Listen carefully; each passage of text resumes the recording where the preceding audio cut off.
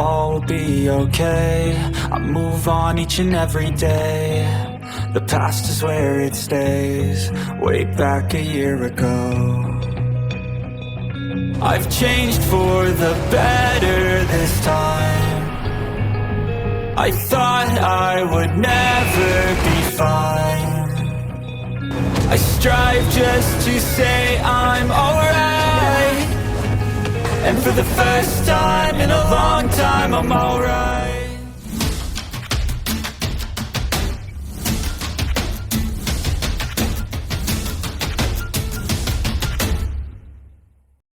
Susanshi menambahkan, pada saat itu, Suge Divine Crossbow kami akan sangat berguna. Hechaito tertawa dan setuju, pasti. Suge Divine Crossbow Cannon yang dirancang oleh adik lelaki kita yang masih kecil menggabungkan mekanisme gear Suge Divine Crossbow dari Tangsek dengan konsumsi tenaga jiwa. Ini serupa kekuatannya dengan meriam jiwa stasioner kelas 5, tetapi dapat ditembakkan berulang kali sementara itu tidak mengeluarkan banyak kekuatan jiwa sama sekali. Orang normal dapat mengoperasikan panah otomatis jika telah diisi dengan kekuatan jiwa sebelumnya, dan itu adalah karakteristik yang tidak dimiliki oleh alat jiwa lain. Meriam akan menjadi sangat hebat jika jumlahnya cukup. Petik 2. Cannon Crossbow Cannon Suge Huo Yuhao telah dirancang tidak sekuat dalam hal kekuatan dan kekuatan. Namun, itu bisa menggunakan banyak jenis peluru meriam jiwa stasioner, dan aspek yang paling menakutkan adalah sama dengan yang ia tunjukkan kepada Jing Hongchen. Ia menggunakan senjata tersembunyi tipe mesin Tangsek, Suge Divine Crossbow, dan mekanisme otomatis. Itu sangat sederhana dan nyaman untuk dioperasikan, ke titik di mana bahkan Grandmaster Soul bisa mengoperasikannya. Jika Huo Yuhao bisa menggunakan botol susu Sealet yang telah dirancang Xuan Ziwen, maka meriam ilahi crossbow Suge dapat langsung dioperasikan oleh tentara normal, dan mereka hanya perlu mengganti botol susu setelah menembak untuk jangka waktu tertentu. Tentu saja, karena Suge Divine Crossbow Cannon adalah alat jiwa yang diam, ada permintaan tinggi yang sesuai untuk peluru meriam jiwa yang tidak bergerak. Item itu sendiri cukup besar sehingga bisa menyimpan lebih banyak peluru meriam, dan karenanya lebih cocok untuk pertahanan, dan tidak seefektif bila digunakan secara ofensif. Huo Yuhao berkata, kakak senior tertua, saya telah membuat beberapa penyempurnaan dan perbaikan pada Cannon Crossbow Suge Divine. Kami dapat menambahkan perubahan ini ke batch kami berikutnya, dan saya telah menggambar cetak biru terperinci. Saya punya beberapa desain lain yang bisa kami coba produksi juga. Petik 2. Bei tertawa dan berkata, baiklah. Tidak perlu terburu-buru, Anda baru saja kembali, namun yang kita bicarakan adalah hal-hal ini. Kami akan berpartisipasi dalam kompetisi besar lagi setelah beberapa bulan, apakah Anda yakin? Saya berjanji kepada Penatua Xuan bahwa kita pasti akan menang, dan hanya pada saat itulah dia mengizinkan kita untuk fokus pada sekte Tang alih-alih pada kultivasi kita. Petik 2. Huo Yuhao terkekeh dan berkata, kamu adalah pemimpin tim. Pertanyaan ini harus ditujukan padamu. Petik 2. Bei berkata, apakah Anda mencoba untuk mengelak dari tanggung jawab Anda lagi? Saya akan memeriksa nanti apakah Anda telah mengabaikan kultivasi Anda selama 2 tahun terakhir saat Anda bekerja pada alat jiwa. Petik 2. Huo Yuhao tertawa, tetapi tidak mengatakan apa-apa. Hechaito menimpali dari samping dan berkata, kamu tidak melihat apa yang terjadi, kakak tertua-tertua. Kembali di Akademi Teknik Kekaisaran Sun Moon Imperial, Huo Yuhao berhadapan langsung dengan para elit akademi, dan dia praktis berjalan di atas mereka. Kejuaraan ini pasti akan menjadi milik kita, kami merebut trofi 5 tahun lalu, dan kali ini tidak akan berbeda. Petik 2. Bei berkata, kita tidak bisa terlalu berpuas diri. Kami memiliki banyak musuh, dan kompetisi akan diadakan di Kekaisaran Sun Moon. Saya percaya Akademi Teknik Sun Moon Imperial Soul akan ditentukan dan berkomitmen untuk mengambil mahkota juga. Kami mungkin tidak bisa mencatatnya semulus yang Anda kira. Petik 2. Susanshi berkata, kamu tidak mengkhawatirkan apa-apa. Anda akan melihat apa yang bisa saya lakukan ketika saatnya tiba, jika itu pertandingan eliminasi tunggal, saya pikir saya sendiri mungkin akan cukup. Petik 2. Bei melotot padanya dan berkata, cukup tentang kompetisi. Kamu harus berurusan dengan Nanan terlebih dahulu sebelum yang lainnya. Petik 2. Su Sanshi meringkuk seperti balon kempis dan jatuh ke tanah ketika mendengar nama Nanan, dan tiba-tiba dia tampak sedikit cemberut dan sedih. Huo Yuhao berkata, "Oh, ya. Di mana kakak senior keempat dan kakak senior kelima? Di mana Wang Dong?" Petik 2. Bei Bei tersenyum tipis dan berkata, "Kamu baru ingat. Mereka semua sibuk, dan Anda akan segera melihatnya. Ada kegiatan penting di halaman dalam hari ini, dan itu seharusnya dilakukan sebelumnya, tetapi kakak perempuan tertua yang tertua menunda itu terus-menerus menunggu Anda dan Heikaitu kembali. Tanggal ditetapkan hanya ketika kami mengonfirmasi bahwa Anda sedang dalam perjalanan kembali." Petik 2. Huo Yuhao tahu bahwa kakak perempuan tertua, yang disebut Bei Bei adalah Zhang Lexuan. Dia benar-benar murid paling kuat di halaman dalam, dan dia sudah menjadi bagian dari Paviliun Dewa Laut. "Kegiatan apa?" Huo Yuhao bertanya dengan rasa ingin tahu. Bei Bei menjawab dengan misterius, "Aku tidak akan memberitahumu untuk saat ini, sehingga kamu akan lebih terkejut lagi setelahnya. Anda hanya perlu tahu bahwa ini adalah aktivitas paling penting dalam seluruh sejarah halaman dalam. Kami akan memberitahu Anda kapan aktivitas akan dimulai." Petik 2. Huo Yuhao menatap ekspresi misterius dan rahasia pada wajah Bei Bei dan Su Sanshi, dan kemudian pada pandangan kebingungan pada wajah kakak laki-lakinya yang kedua. Dia tidak benar-benar mengerti apa yang sedang terjadi, dan dia tidak tahu apa kegiatan ini. Apakah Wang Dong akan kembali tepat waktu untuk berpartisipasi? Huo Yuhao bertanya sekali lagi. Dia tidak bisa membantu tetapi berpikir tentang gadis muda yang dia temui ketika dia membawa nama Wang Dong. Dia ingin bertanya kepada Bei Bei tentang dia, tetapi dia berpikir bahwa saudara perempuan Wang Dong mungkin baru saja tiba di akademi untuk berpartisipasi dalam ujian masuk, dan dia mungkin belum secara resmi menjadi bagian dari akademi. Kakak tertua-tertua telah berada di Sekte Tang selama ini, jadi dia mungkin juga tidak tahu banyak. Tentu saja, dia tidak yakin apakah itu hanya karena dia malu bertanya sejak awal. Dia pasti akan kembali ke masa lalu. Bei Bei tertawa lagi ketika semburat misteri di senyumnya tampaknya menjadi lebih tebal. "Itu bagus. Kakak tertua-tertua, kakak senior ketiga, kakak senior kedua dan saya akan berbicara tentang beberapa cetak biru yang kami bawa bersama kami.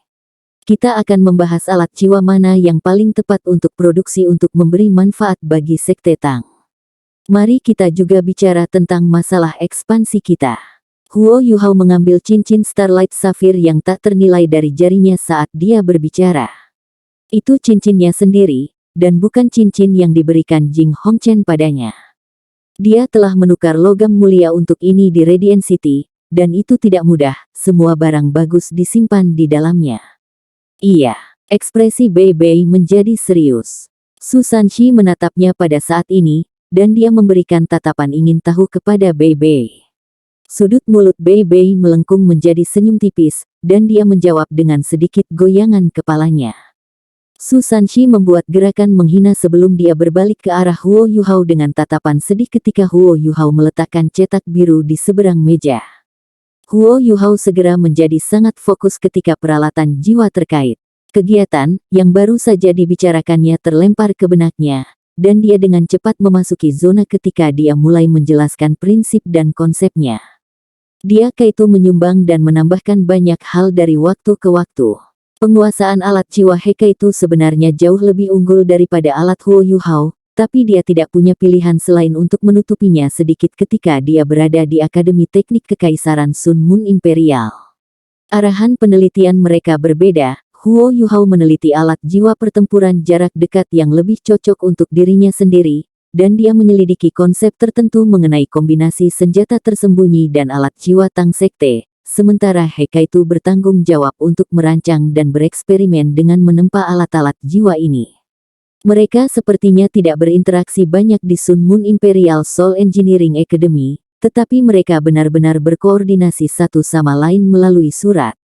Mereka telah menerapkan metode infiltrasi dan penetrasi Ultimate Soldier Plans untuk studi pertukaran mereka. Waktu berlalu dengan cepat, dan langit berubah gelap. Huo Yuhao dan He Kaitu memutuskan untuk tetap di Sekte Tang malam itu, dan mereka berempat bekerja hingga larut malam. Mereka hanya pergi untuk beristirahat ketika mereka menyelesaikan arahan umum Tang Sekte untuk beberapa tahun ke depan. Tanda hubung. Malam berlalu dengan damai. Pagi berikutnya, Bei Bei dan Su Sanxi membawa Huo Yuhao dan He Kaitu ke pengecoran Tang Sek. Mereka berdua membuat beberapa penyesuaian pada pengecoran berdasarkan pengalaman mereka sendiri, dan mereka memberikan beberapa saran berdasarkan rencana yang telah mereka buat. Pengecoran pasti akan diperluas, dan tempat teraman untuk memperluas adalah Departemen Alat Jiwa Akademi Shrek. Menurut saran yang mereka ajukan pada hari sebelumnya, mereka akan segera membangun gudang bawah tanah di bawah Sekte Tang untuk menyimpan alat jiwa yang berharga. He Kaitu akan menjadi orang yang bertanggung jawab atas cabang Tang Sekte di Departemen Alat Jiwa Akademi Shrek, dan dia akan bertanggung jawab atas pengawasan dan penempaan alat jiwa. Kerang meriam jiwa stasioner canggih yang telah dia selidiki selama 2 tahun terakhir akan memasuki tahap percobaan dan produksi. Huo Yuhao harus tetap di Shrek Academy untuk menyelesaikan studinya sambil terus merancang alat jiwa dengan He Kaitu. Tentu saja, ini tidak akan terlalu lama. Huo Yuhao telah menunggu satu orang untuk kembali, dan jika orang itu muncul, maka dia akan dibebaskan dari merancang alat jiwa dan dapat fokus pada alat jiwa jarak dekat miliknya sendiri. Selain itu, ada hal-hal yang lebih penting untuk dia selesaikan setelah lulus, tetapi semua itu adalah cerita untuk nanti. Tanda hubung. 1 hari berlalu ketika mereka bergegas. Huo Yuhao dan He Kaitu dengan cepat menjadi akrab dengan berbagai tugas dan administrasi Sekte Tang.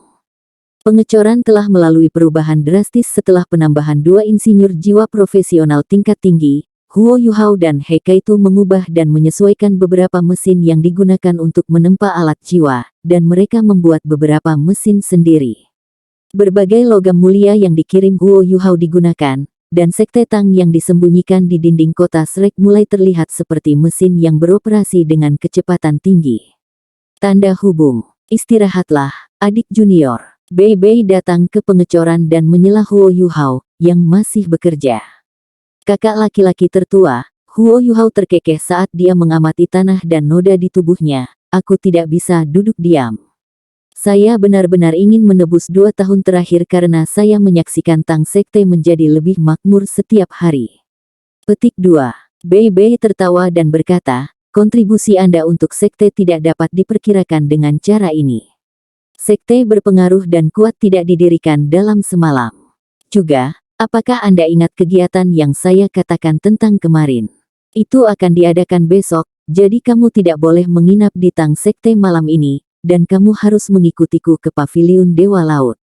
Sanxi dan Kaitu akan ikut, sehingga lebih mudah bagi kita untuk menghadiri acara besok. Petik 2. Baik. Huo Yuhao tidak benar-benar memiliki banyak pendapat tentang instruksi kakak tertua sulungnya, dan dia mengakui mereka dengan anggukan kepala sebelum kembali ke pekerjaannya. Mereka akan berpartisipasi dalam Continental Advanced Soul Master Academy turnamen duel jiwa dalam beberapa bulan. Bei Bei dan Su Sanxi tampak sesantai mungkin di permukaan, tetapi semua orang tahu bahwa kompetisi di bawah kepemimpinan mereka sangat penting bagi mereka dan akademi. Ini terutama benar karena kompetisi akan diselenggarakan di kota Radiant, yang akan menuntut lebih banyak dari mereka. Huo Yuhao ingin mendapatkan Sekte Tang di jalur dalam 1 bulan, dan ingin mendapatkan rencana yang mereka buat pada hari sebelumnya sedang berlangsung. Dia juga ingin mendirikan subdivisi Tang Sekte sehingga dia bisa fokus pada budidaya pintu tertutup tanpa gangguan. Selain itu, ada satu hal penting yang harus dilakukan sebelum kompetisi besar, dapatkan cincin jiwa kelima mata spiritnya. Kualitas makhluk jiwa di Great Stardew Forest lebih baik daripada pegunungan Jing yang di Kekaisaran Sun Moon. Karena itu, dia yakin bahwa dia dapat menemukan yang cocok jika dia menghabiskan cukup banyak waktu untuk usaha itu. Dia tidak terlalu peduli dengan kegiatan yang disebutkan oleh kakak tertua sulungnya, dan gadis muda yang dia temui hari itu telah terlempar ke belakang kepalanya. Huo Yuhao selalu memiliki satu mimpi, yaitu membuat Tang Sekte berkembang dan kembali ke kejayaan dan kemegahan aslinya, ini bukan hanya karena ia adalah bagian dari Sekte Tang dan teknik rahasia Sekte telah diberikan kepadanya, tetapi karena dia merasakan keterikatan pada Sekte Tang. Mimpinya juga karena Tang Ya. Tang Ya adalah orang pertama yang Huo Yuhao pernah panggil guru, dan meskipun Bei Bei mungkin membimbingnya lebih dari Tang Ya, baik dia dan Bei Bei berbagi tempat khusus di hatinya.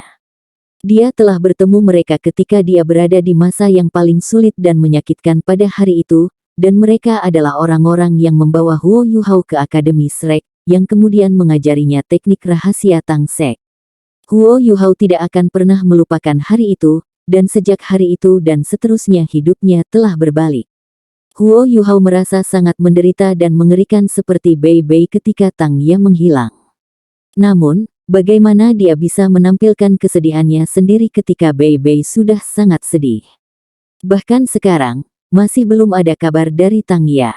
Huo Yuhao dapat mengatakan bahwa mata kakak laki-laki tertua sulungnya selalu menahan sedikit kesedihan bahkan ketika dia tersenyum.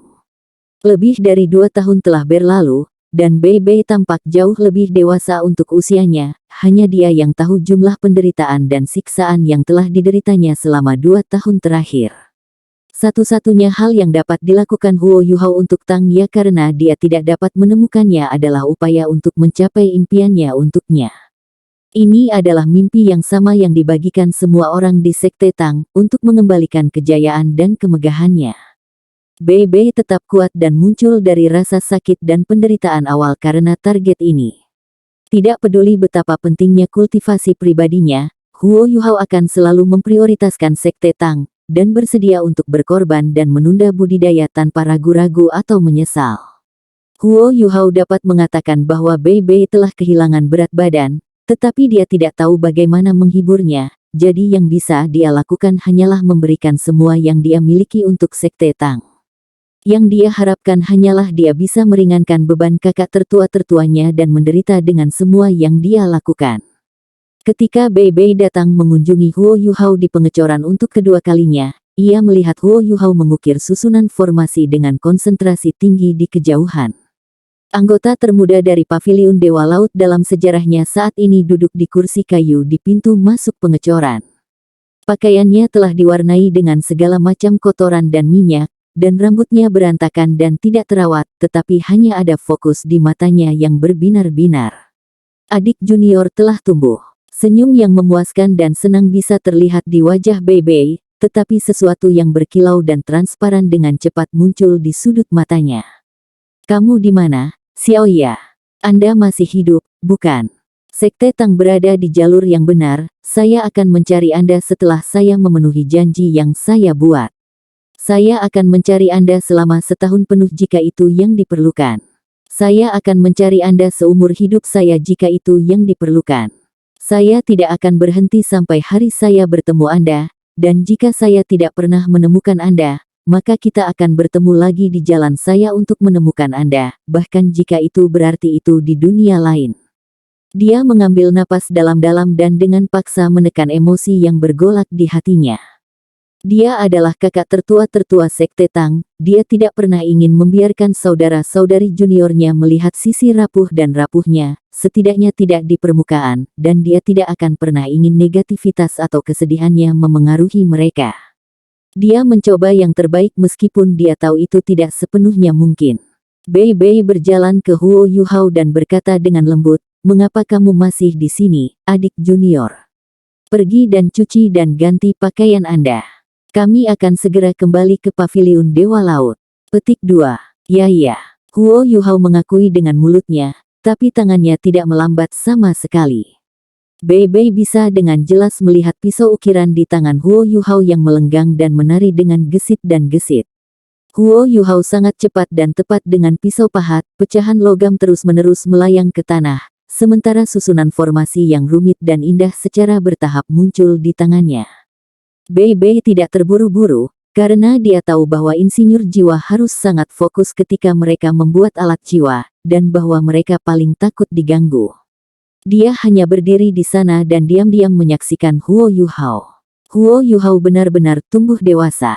Dia jauh lebih tinggi dan lebih kuat daripada dia 2 tahun yang lalu, begitu banyak sehingga ketenangan dan ketenangannya kadang-kadang membuat Bei Bei merasa seolah-olah dia sedang melihat Susanshi sebagai gantinya. Mereka tidak berhenti bertukar surat selama 2 tahun terakhir. Meskipun Huo Yuhao tidak pernah menyebutkan rintangan dan kesulitannya sendiri dalam surat-suratnya, Huo Yuhao bukan satu-satunya sumber informasi Bei Bei. Namun, yang membuat Bei Bei heran adalah bahwa dia tidak bisa merasakan 1 ons kelelahan dari Huo Yuhao, hanya ada energi dan vitalitas yang berkembang, seolah-olah Huo Yuhao adalah mesin yang terus bergerak yang tidak merasa lelah. Bei Bei sebenarnya cukup khawatir tentang keadaan Huo Yuhao. Namun, dia berpikir tentang kegiatan yang akan dimulai, dan kekhawatiran serta kecemasan itu secara alami menghilang. Sudut mulutnya melengkung membentuk senyum nakal. Hari ini akan menjadi hari yang sangat menyenangkan. 15 menit berlalu sebelum Huo Yuhao akhirnya menyelesaikan susunan formasi di tangannya. Dia dengan cepat berdiri dan berjalan ke pengecoran, lalu melewati barisan formasi kepada seorang pekerja dari Tang Sekte. Baru kemudian dia menghela nafas lega. Kau di sini, kakak senior tertua. Huo Yuhao buru-buru menyapa Bei Bei ketika dia melihat kakak tertua sulungnya berdiri di sana. Bei Bei berkata dengan putus asa, adik juniorku yang terkasih, kamu memperlakukan aku seperti udara di sekitar kamu. Saya sudah di sini untuk beberapa waktu, dan Anda bahkan menjawab saya ketika saya memanggil Anda sebelumnya. Petik 2. Huo Yuhao menggaruk kepalanya karena malu. Dia merasa seperti dia akan selalu menjadi remaja sebelumnya di depan kakak laki-lakinya yang tertua. Kamu terlalu fokus. Anda baru saja mengembalikan adik junior. Anda tidak dapat melelahkan diri sendiri seperti ini. Semua orang akan merasa sedih melihatmu pingsan karena kelelahan, dan akademi juga tidak akan memaafkan kami. Ayo pergi. Pergi dan cuci bersih lalu ganti dengan pakaian bersih. Kami akan kembali ke paviliun Dewa Laut. Petik 2. Baik. Huo Yuhao buru-buru pergi untuk mandi sebelum berganti pakaian seragam akademis Shrek yang bersih. Bei Bei, Susanshi, dan Hekaitu sedang menunggunya ketika dia selesai. Susanshi bersiul ketika menyaksikan Huo Yuhao yang bersih dan segar berjalan keluar dan berkata, tidak buruk, saudara junior ke-6. Setelah 2 tahun tidak saling bertemu, Anda telah menjadi pria sejati. Petik 2. Hekaitu membentak, penilaian macam apa itu? Apakah Anda mengatakan bahwa adik laki-laki junior itu bukan lelaki sejati sebelumnya? Petik 2. Susanshi terkekeh dan berkata, maksud saya adalah sudah waktunya bagi saudara junior ke-6 untuk menemukan seorang gadis. Wajah Hekaitu memerah, tapi sepertinya dia tiba-tiba memikirkan sesuatu. Dia melirik Bei Bei seolah-olah dia meminta bantuan dan berkata, aku, bagaimana denganku? Bei Bei tertawa. Aku tidak tahu tentang itu. Semuanya akan tergantung pada kemampuan Anda sendiri. Namun, saya pikir Anda harus lebih percaya diri. Jika Anda sedikit lebih berkulit tebal, Anda akan memiliki peluang sukses yang lebih besar. Petik 2. Oh. Pipi Hekaitu yang memerah tidak begitu jelas karena kulitnya yang kecoklatan. Namun, setelah diperiksa lebih dekat, orang akan melihat bahwa ia menjadi ungu seperti terong. Huo Yuhao terkejut dan penasaran ketika dia melihat wajah malu-malu kedua kakak laki-lakinya. Dia berjalan mendekati kakak laki-lakinya yang ketiga dan tidak bisa menahan diri untuk bertanya, kakak tertua, kakak senior ketiga, apa yang terjadi dengan kakak senior kedua? Kalian berbicara dalam teka-teki. Petik 2. Susanshi terkekeh dan berkata, ini tentang kegiatan besok. Ayo pergi, kita akan membicarakannya di jalan. Jika tidak, kita tidak akan sampai ke paviliun Dewa Laut tepat waktu untuk makan malam. Petik 2. Mereka berempat meninggalkan Sekte Tang dan melanjutkan di sepanjang jalan-jalan kota Shrek. Bei Bei dan Susanshi lebih akrab dengan jalan, sehingga mereka memimpin gerombolan. Jelas bahwa mereka menghabiskan lebih sedikit waktu berjalan, dibandingkan dengan Huo Yuhao ketika dia mencoba untuk menemukan jalannya sendiri di sini. Kegiatan apa itu, tepatnya? Huo Yuhao sebenarnya tidak terlalu memikirkannya pada awalnya, tetapi setelah menyaksikan keadaan Hekaitu yang tidak wajar, rasa ingin tahu masa mudanya telah tersinggung. Susanshi berkata, Izinkan saya memberitahu Anda sebuah lelucon, adik junior. Karena kami berempat, itu cukup menyenangkan. Petik 2. Apa hubungannya dengan kegiatan besok? Huo Yuhao bertanya dengan ragu. Su Sanshi menjawab, tidak ada sama sekali. Petik 2. Bei Bei tertawa dan berkata, tidak bisakah kau lihat, adik junior, bahwa dia mencoba mengubah topik pembicaraan dan membicarakan hal-hal lain. Dia tidak ingin memberitahumu. Petik 2. Su Sanshi dengan tulus berkata, ini untuk kebaikanmu sendiri. Tidak bisakah kamu melihat bahwa Heike itu telah menjadi tertahan dan pendiam? Saya percaya bahwa Anda akan menjadi seperti dia jika Anda tahu apa kegiatannya. Bukan salahku kalau kalian berdua masih perawan. Petik 2. Apa hubungannya dengan menjadi perawan? Huo Yuhao tiba-tiba merasa ada sesuatu yang salah. Bei Bei berkata dengan serius, jangan memandang rendah perawan. Saya juga seorang perawan. Petik 2. Ahem. Sebenarnya, aku juga, setidaknya, aku satu roh. Su Sanshi segera mencoba menjelaskan dirinya sendiri. Bei Bei bergumam menghina, kamu. Apakah Nanan akan menolak Anda seperti dia jika Anda masih perawan? Anda masih memiliki rasa malu untuk menertawakan orang lain, saya ingin melihat bagaimana Anda melewati rintangan ini besok. Petik 2. Su Sanshi benar-benar hancur oleh kata-kata Bei Bei, dan wajahnya segera berubah suram dan tertekan. Huo Yuhao akhirnya memainkan Samaritan yang baik dan dengan tergesa-gesa berkata, apakah kamu tidak mau memberitahu kami lelucon, kakak senior kedua? Ayo, beritahu kami. Petik 2. Kepribadian Su Sanshi tidak memiliki banyak kelebihan, tetapi kulitnya sangat tebal. Jika tidak, dia tidak akan bisa bertahan dengan Jiang Nanan begitu lama tanpa menyerah. Dia tiba-tiba menjadi segar kembali ketika dia mendengar pertanyaan Huo Yuhao. Lelucon ini, diam, Bei Bei tiba-tiba menyela Su Sanshi dan berkata, kita akan makan malam, simpan lelucon menjijikkan Anda untuk diri sendiri sehingga Anda tidak memengaruhi selera semua orang. Biarkan saya memberitahu Anda, saya adalah tuan rumah untuk hari ini. Jika kamu memusuhi saya akan menggerakkan hal-hal bahkan jika Anda dapat melewati rintangan itu dengan Nanan. Petik 2. Bei Bei, apa kamu bahkan manusia? Bei Bei melanjutkan dengan santai, kita harus memperlakukan manusia lain seperti manusia, tetapi sulit untuk mengatakan hal-hal yang merangkak di tanah. Siapa yang kamu maksud dengan benda-benda yang merangkak di tanah? Su Sanshi menjawab dengan marah. Bei Bei menjawab, beberapa kura-kura, tentu saja. Saya tidak berbicara tentang Anda, ada orang yang mengambil uang dari tanah, tetapi saya tidak pernah berpikir akan ada orang yang menghina diri mereka sendiri. Petik 2. Itu dia. Su Sanshi baru saja akan menyerang Bei Bei. Bei Bei tampaknya tidak peduli ketika dia bergumam pada dirinya sendiri, saya pikir bahwa beberapa orang bahkan tidak perlu memikirkan nasib Dewa Laut besok di Danau Dewa Laut lagi. Aku, Su Sanshi berhenti di jalurnya dengan kesal. Lupakan. Saya orang yang murah hati dan akomodatif, jadi saya tidak akan repot dengan Anda. Tapi serius, kamu harus membantuku besok. Jika saya gagal sekali lagi, saya akan kehilangan kepercayaan diri saya. Petik 2. Bei Bei memutar matanya dan berkata, kulitmu lebih tebal dari tembok kota, mungkinkah kamu kehilangan kepercayaan diri? Saya tidak yakin siapa itu tadi malam, tetapi orang itu mengatakan kepada saya bahwa dia tidak akan pernah berhenti sampai dia mendapatkan apa yang diinginkannya, tidak peduli apa yang harus dia lakukan. Namun, saya cukup ingin tahu, apa yang Anda lakukan terhadap Nanan bertahun-tahun yang lalu.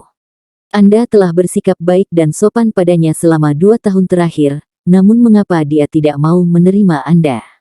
Saya sudah menanyakannya secara pribadi sebelumnya, tetapi dia masih tidak mau memberitahu saya apa-apa. Petik 2. Su Sanshi menjawab dengan khusyuk, kalau begitu, aku juga tidak bisa mengatakan apa-apa. Kalau tidak, aku tidak akan punya kesempatan sama sekali. Petik 2. Senyum di wajah Huo Yuhao menjadi lebih lebar saat dia menyaksikan saudara-saudaranya bertengkar dan bercanda. Rasanya senang berada di rumah. Kakak laki-laki tertua dan kakak laki-laki ketiga masih sama. Namun, dia tiba-tiba menyadari sesuatu, dan memotong pembicaraan dari samping. Kakak laki-laki tertua, apa ini, nasib Dewa Laut di Danau Dewa Laut, yang baru saja Anda sebutkan? Bei Bei tertawa kecil dan menjawab, itu kegiatan besok. Anda harus bekerja keras, adik junior. Petik 2. Huo Yuhao menarik wajahnya yang panjang dan berkata, kamu masih belum memberitahuku tentang aktivitasnya, kakak senior tertua. Bagaimana saya bisa bekerja keras? Petik 2. Su Sanshi menimpali. Dua kata sudah cukup untuk menggambarkannya, kencan buta. Kencan buta. Mata Huo Yuhao membelalak. Kencan buta apa? Su Sanshi menjawab, kamu tidak mengerti.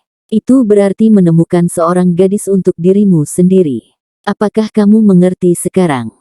Ekspresi Huo Yuhao berkerut saat dia berkata, bagaimana mungkin akademi mengadakan kegiatan seperti itu?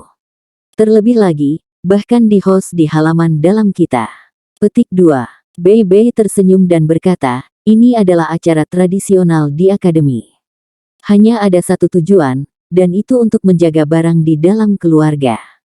Anda harus tahu bahwa siswa pelataran dalam adalah elit sejati akademi, dan bahwa jarang ada lebih dari 100 siswa di pelataran dalam, biasanya 50 hingga 60.